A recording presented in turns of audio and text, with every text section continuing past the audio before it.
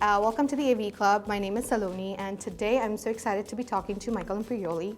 You might know him from a small show called The Sopranos and another small show that just came out called The White Lotus. But you also wrote the Perfume Burned His Eyes, which is really cool. It comes out in paperback. Can you share a bit about what inspired you to write this book and what you wanted to convey with this coming of age story? Really in an effort to connect to my son, my middle child, who was 16 at the time, going through, those teenage, difficulties.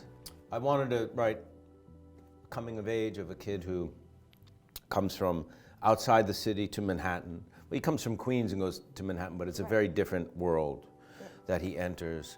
And I said it in 76 and 77 because I just have a fondness for that era in New York. And then 3 months into the writing of it, Lou Reed died, right? So Lou Reed was a big artistic hero of mine and also had become a friend in the last decade of his life. So his death hit me on a lot of levels, both as a New Yorker and as an artist and a friend. And somehow I got the idea of putting him in the story, and he's living in the building where the boy is living, and they kind of come together. And then, like I said, you starred in The White Lotus, which at this point the nation is obsessed with.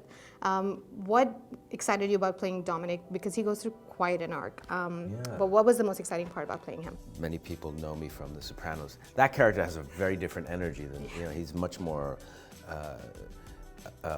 wears his emotions on his sleeve. He's got a different, mechanism. He's always revved up, and he's